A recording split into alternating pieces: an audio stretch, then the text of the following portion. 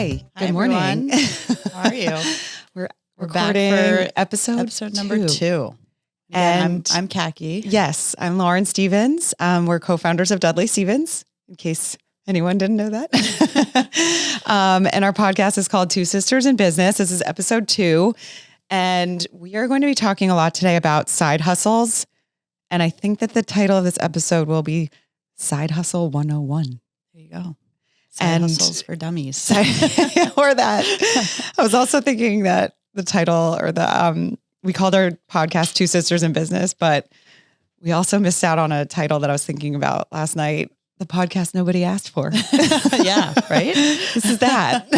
We decided to start a podcast. Here we are anyway. Here we are. So we've come up with a format for our podcasts, which we kind of followed last week, but I think we're refining it a little bit. And so this is being the second episode. So we have drops every Tuesday on our website on dudley-stevens.com. And this week was our festive tartan drop. Mm-hmm. And it did really well. I was very well. So excited about that. People are loving the tartan. And it dropped on sale as part of our Black Friday, Cyber Monday sale, which started about a week ago. And we wanted to talk through the bestseller, which was our Manchester pullover. Manchester, which, by the way, I called it. Yeah, I think you did call it. That was a good I was prediction. wearing the Manchester last week in a different color. Yes, the gold zipper. With the gold zipper. Yep. And people were loving it in the tartan this week. Yes, so and it's almost sold out. It's almost sold out. If you want to grab one, go get it now and on sale. Yes. And it's perfect for the holidays. Yeah. It's like, wear it now. Just got to get it now and wear it. And then we also have a drop next week, which is kind of a random drop. I'm like in my head calling it. It's like random styles that have been delivered that we're kind of like piecing together as a drop. Mm-hmm. And it's our Sheffield pullover, which has like a chic open neckline and pockets.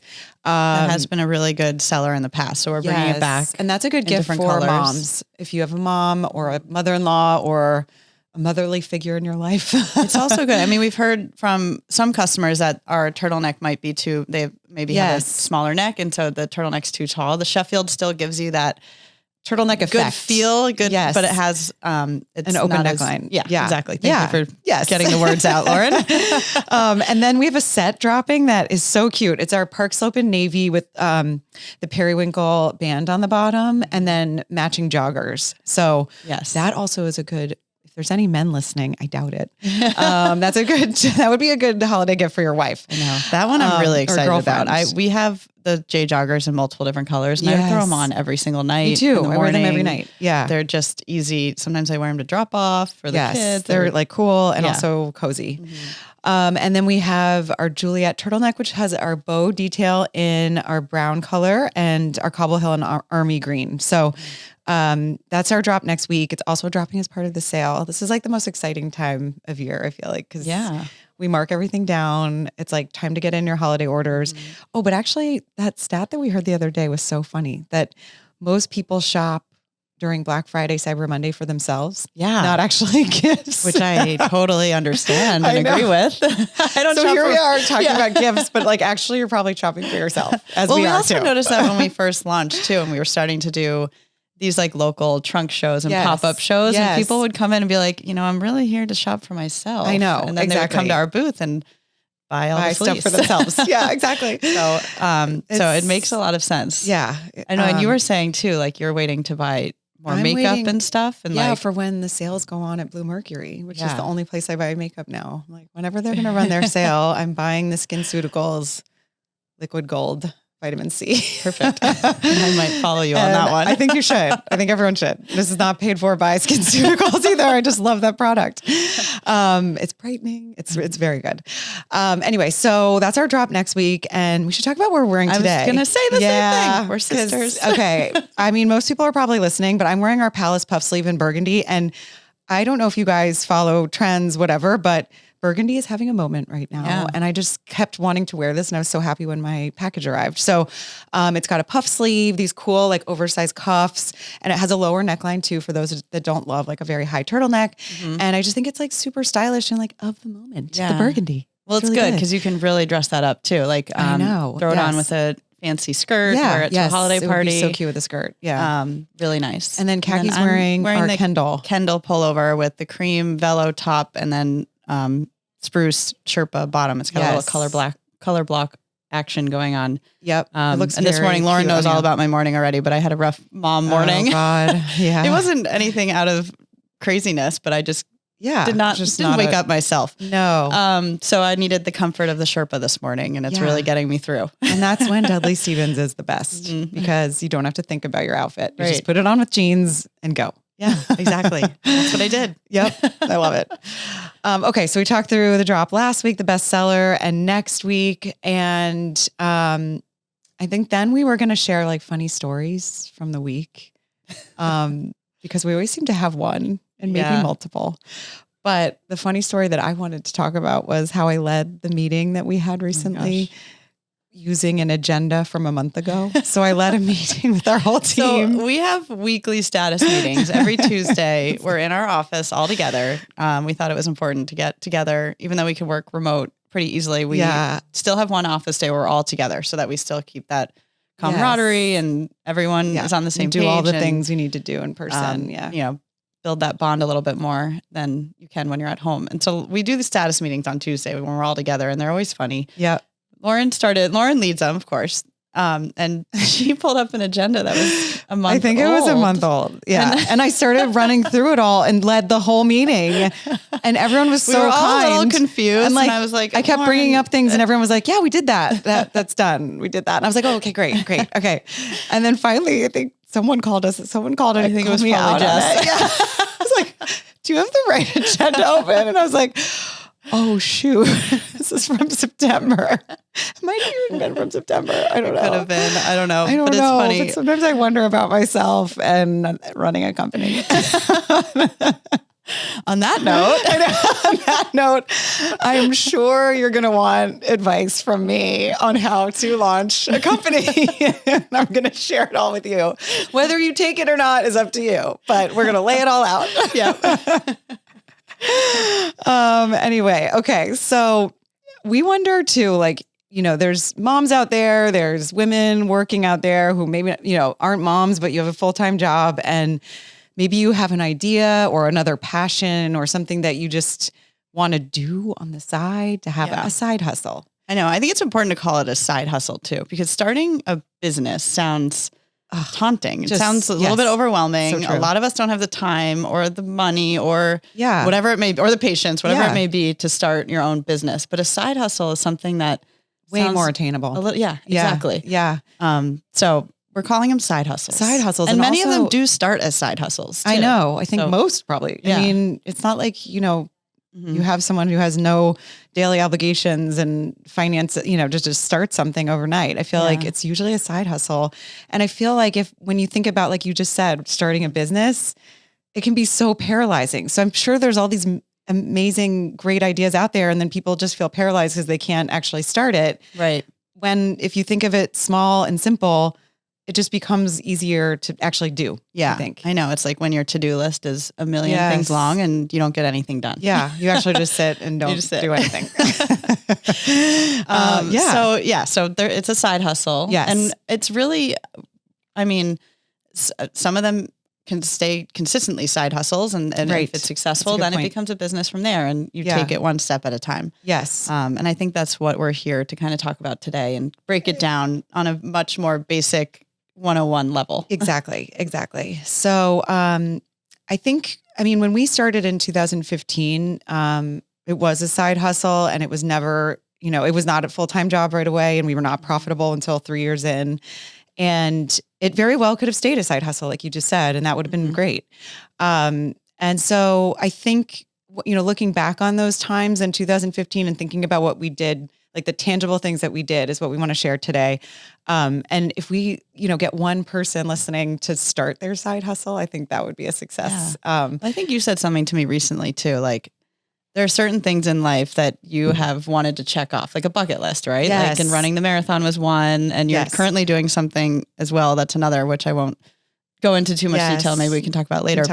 Yeah. But I think it's one of those things that, like, if it's been a passion for you and you want to cross it off your list, there are easy ways to do it. Yes. And so here we are. And so you have no regrets and you did it. So you can say, even if it doesn't work out, you can say, I did it, which I think is an accomplishment in itself, just saying you did that and you tried and you started something.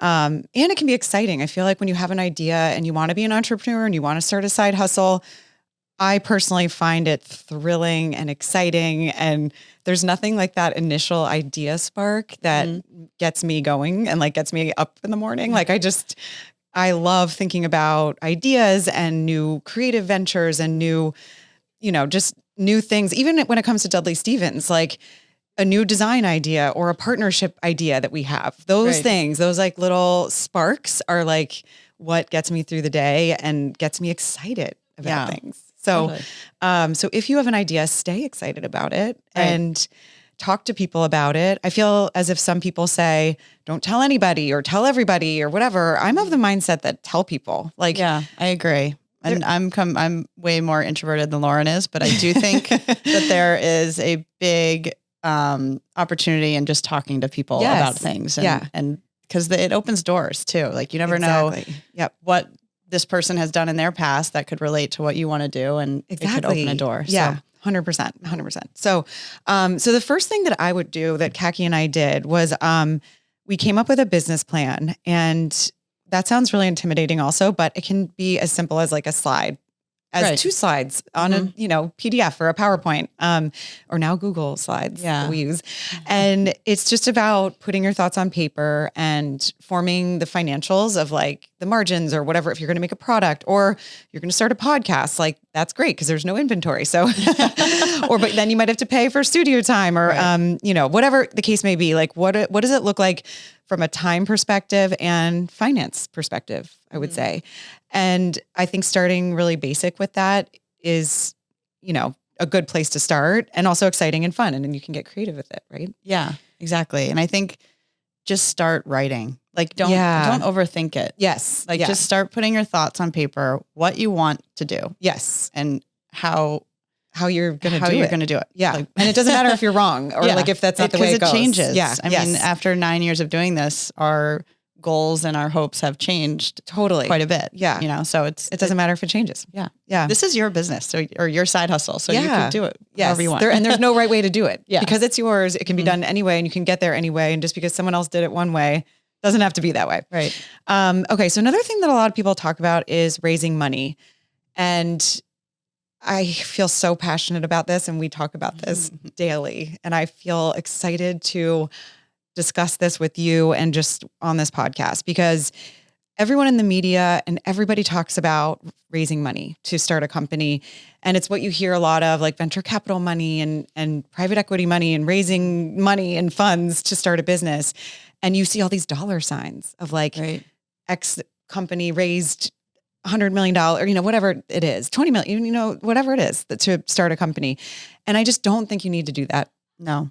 I agree. And I think it's setting women up for paralyzed. Well, because again, it seems feeling so hard to put together this whole presentation and go prove to someone that you can build a business that you haven't even really done yet. Yes. So I don't know. So it's a little overwhelming. And I think that there are other ways to figure out how to raise money. There's other ways. Yeah. And I feel as if when I hear a company like say, oh, we've raised $30 million. And then I hear another company say, we've never raised money.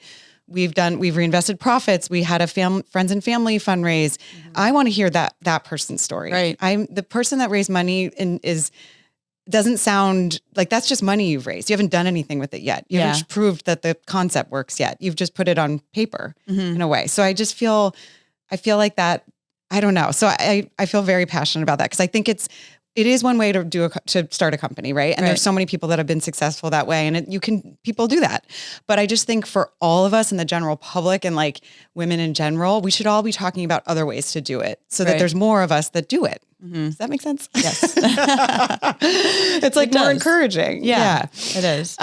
So I think that friends and family, GoFundMe. Yeah. I know I've seen it like the Kickstarter programs where I've seen people do it where they say, help me start my company. If you donate X amount of dollars, I can give you, you've rights to the pre-sale or you have we can send you a gift or, whatever it may be. Yeah, so exactly. Use the things that you have available to you to help incentivize. To get like a Kickstarter if that's the way you're going. Yes, 100%. GoFundMe. And I mean, I think friends and family too. Like Lauren said, if you start talking to people, there are many times where people want to help. You know, and they want to, they want to get their skin in the game too. And exactly. Yes. So you never know what door you're going to open. Like you said earlier, when you talk to people about your idea and what you want to do. So I think that's, those are just a few ways to kind of get going with like fundraising and the actual dollars you need if you're going to make inventory or have to pay upfront for things. Right. And other tangible things that we always talk about are to start an LLC with a lawyer, or even like lawyer.com, or there's many services online that you can register with your state and start an LLC with your company name. And those are like tangible things that are, that just get you started and get the, your foot off the floor. What's the term? The ball rolling? Whatever, I understood. I got it.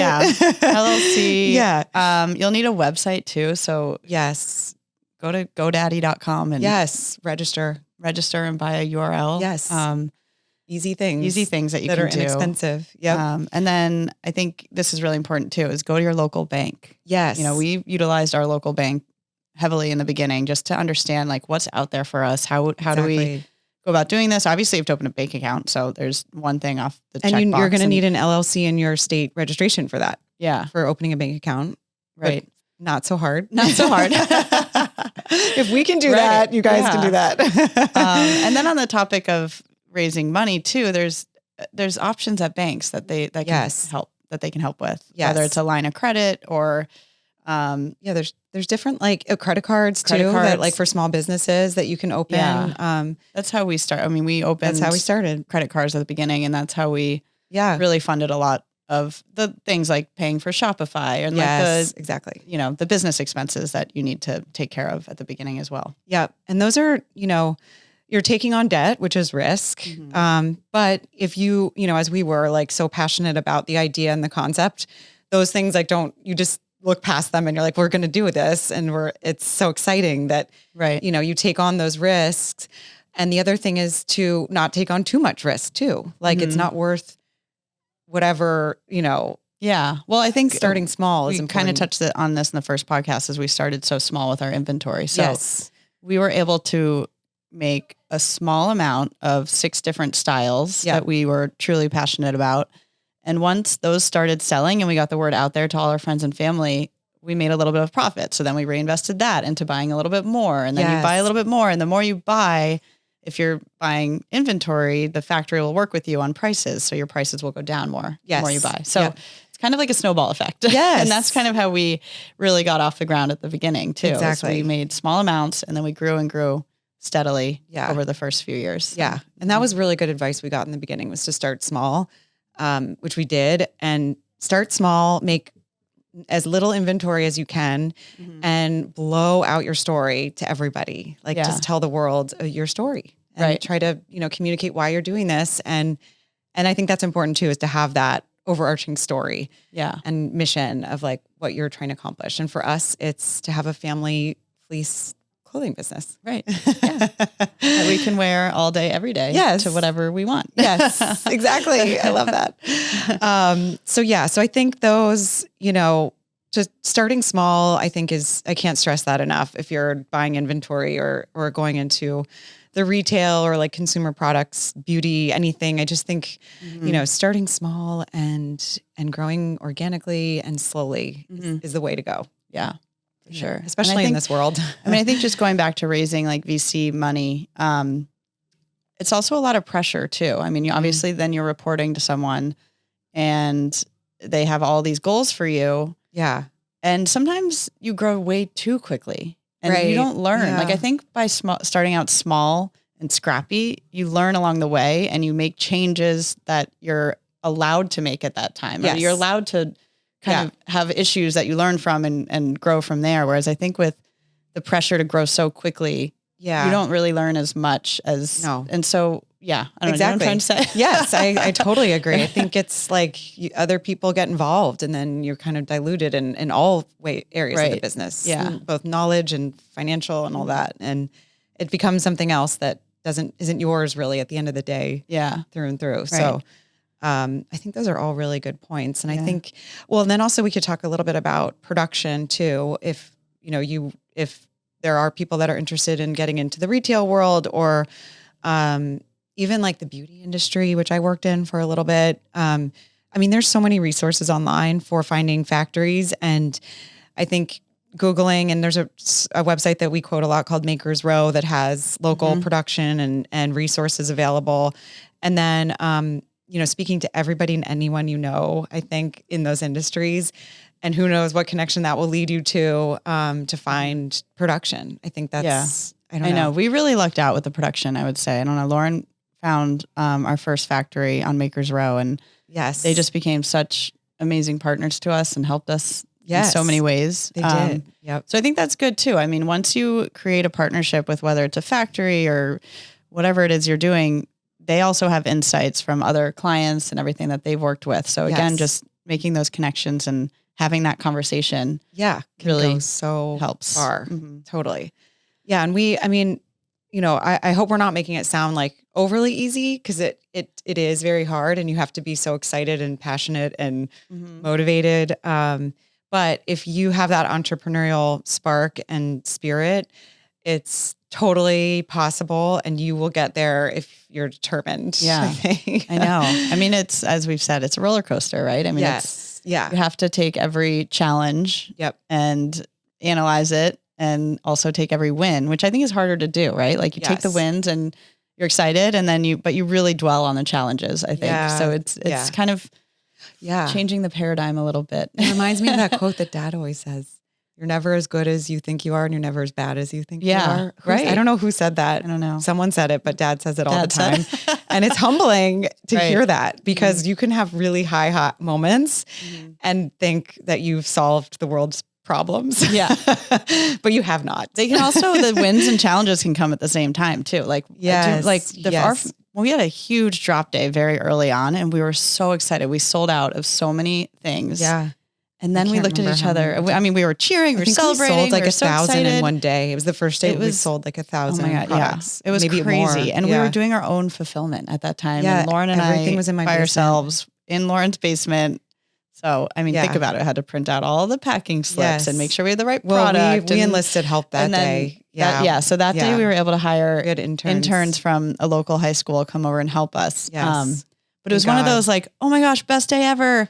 Oh no. Yeah. And it was on my birthday. What do we do? I know. Do you remember it was my birthday? So Lauren's birthday is July 10th in the summer. Probably one of the hottest days of the year, and we sold out of fleece. Yeah. But again, going back to like starting small, is that we really grew on this strategy of creating a small amount of product. It would then sell out, and then it created all this demand and excitement. So then we dropped this July 10th drop, and it went crazy, and we were so excited. Like I remember celebrating, but also thinking, how are we going to get this to everybody? How are we going to do it? So again, like the wins and the because there wasn't even enough time to like physically get everything out. Like it couldn't have. It was impossible. Right. What couldn't have been done within the right amount of time. So we had to get people to come in to help. Yeah. So celebrating the wins and the challenges goes to kind of my next piece of advice is, once you get off the ground and you start to grow a little bit. Yeah. Do everything that you can do by yourself. Yes. Not by yourself. I mean, we're lucky to have a partner, but don't outsource anything yet. Kind of, scrappy. we were putting labels on packaging, everything on the poly bags, on the hang tag. We were putting the hang tags on. Like we were doing so many things from the start. Yep. By ourselves. And then this particular day we were like, oh my gosh, I think we need to help. Outsource our fulfillment. Yeah. So couldn't do it once anymore. you are emotionally and physically can't do it anymore, then you know you need to take that next step. Yeah. I also remember too, like one of those early on Black Fridays, we were at Mom and Dad's in Florida, and you were answering customer service by yourself. Yeah. Because we had naturally just like divided and conquered, just the two of us doing everything. So I was doing whatever else was going on, and you were answering customer emails, and it was like, it's Black Friday. So we always work on Black Friday anyway now, but we were supposed to be on vacation. On family vacation. Yeah. And Khaki was there with the toddlers, like jumping on her lap.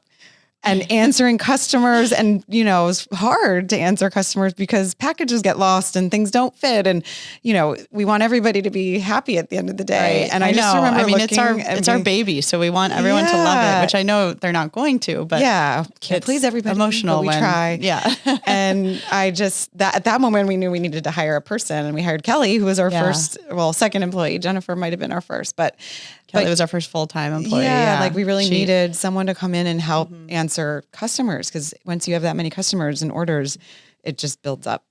Yeah. And Kelly really, I mean, she still works with us today. She was our first full-time hire. Jennifer is our copywriter. She helps us with a lot of our marketing and copywriting, who's also a local mom. So she was awesome that she came on board part-time. And our customer target. She understood our customer very well. And Kelly, she came on as our first full-time customer, as I said, and still works with us and has grown with us so much. And now she's running our photo shoots or all of our marketing. And she's doing a great job. Thank goodness for Kelly. Yeah. But that was a weird, I mean, that was all those growing pains. Like they were exciting, but they were just very stressful at times. So, you know, I think growing slowly is the way to go. There's that snowball effect where all of a sudden you just feel totally overwhelmed and you need to outsource or figure something out, and you have to get creative, and then you learn. Right. Learn something. Right.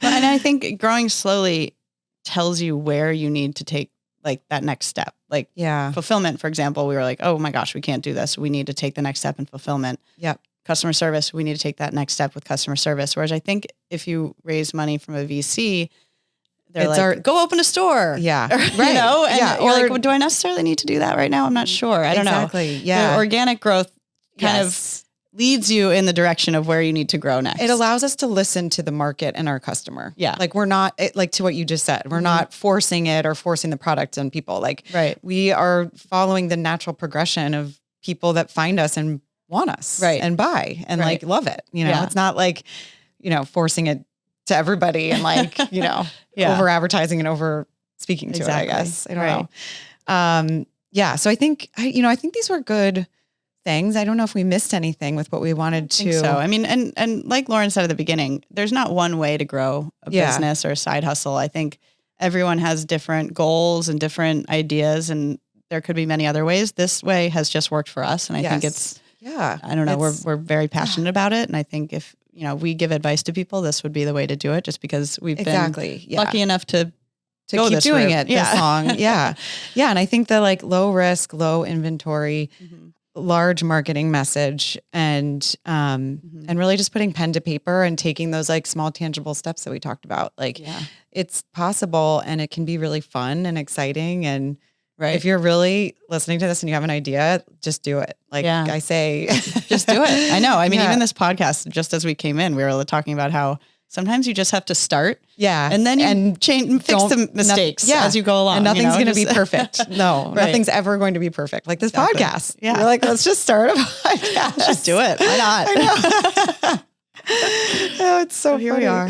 And here we are. Okay. So we're going to end with a question, an amazing question from a friend / follower. We put a Q&A up. And if anyone's listening and has other questions, please send them or DM them to our Instagram accounts. So this question was, how do you deal with burnout? Which we kind of touched on on the first episode. I kind of know my answer.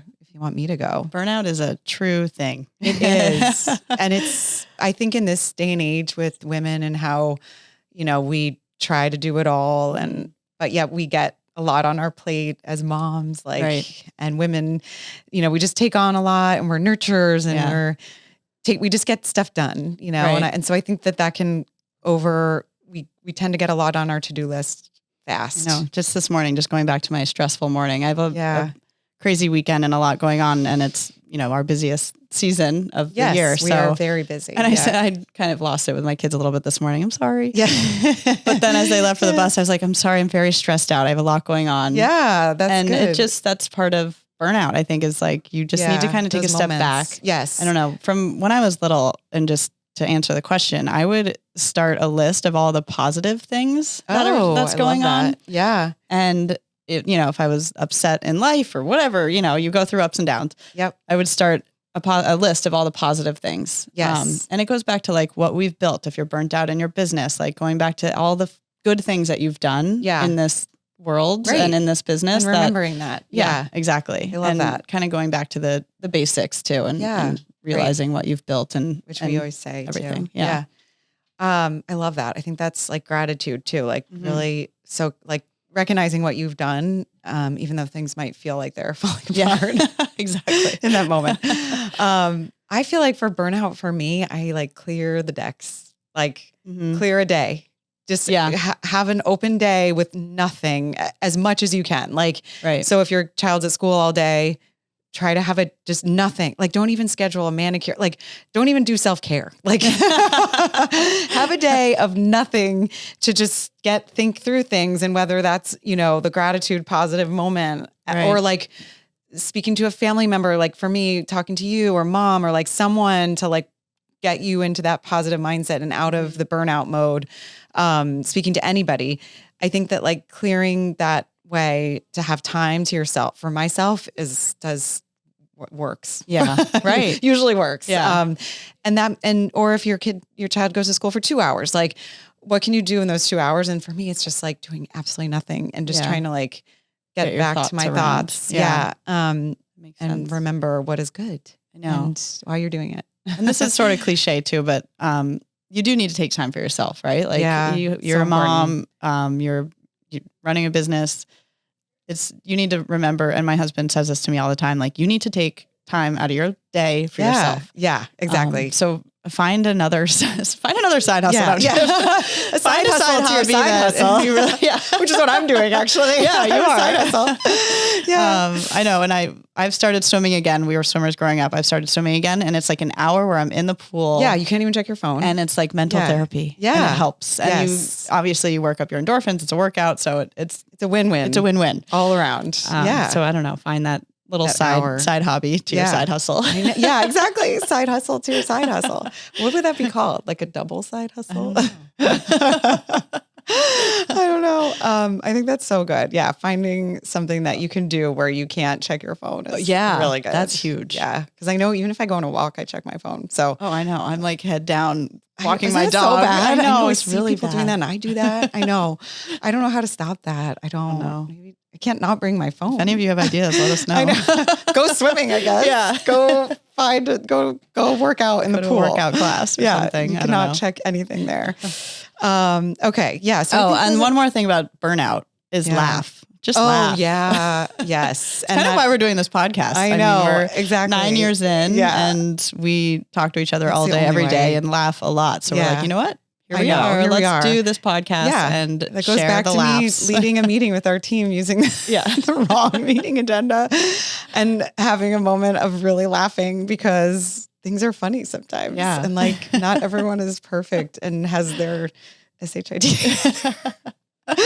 We really don't sometimes. And true. It can be really funny because you're like, wow, I thought I knew what I was doing today. And it turns out I don't.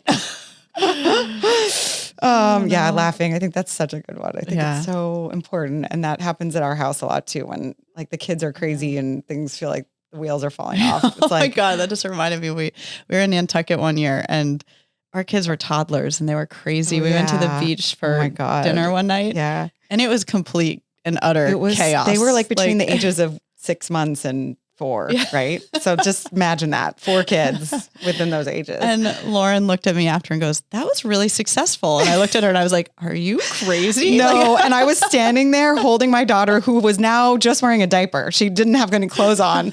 And I was covered in sand because it was on the beach, the little restaurant. And I was sweating and a mess. Like my hair was sticking up straight. And Kaki was like, I think you need to go look in a mirror. And that was not successful at all. And so we laughed it off. And here we are, 8 years later, laughing still about it. That was really like just that went well. Like when your kids are that age, your perspective of what success is so low. Like going out to dinner with a 1 and a 2, 3-year-old, like you set the bar so low. Yeah. You're like, as long as we sit down and pay. Like that we've succeeded. Like they have one bite of food. We pay. We survive. We were respectful humans to the other people, kind of. It's survival mode, really. It's survival mode. Yeah. The bar is set very low, very, very low. We've come a long way, actually, with our kids getting older and actually sitting at a restaurant. We're winning. Yeah. It's so funny. Oh my gosh. All right. Well, I think that's all we have for today. Yeah. I think if anyone, again, we'll leave another question box up. We got some great ones last time. Yeah. So feel free to add anything you want. Add anything in. And also to rate and review our podcast because we were told that's very important. And I also know as an avid podcast listener, that's an important thing. Yes. So please rate, review. Yeah. On Apple and Spotify. Go and give us a review. Awesome. Okay. Well, thanks everyone. Enjoy the rest of your day. Yeah. Everyone enjoy their day. Thanks so much.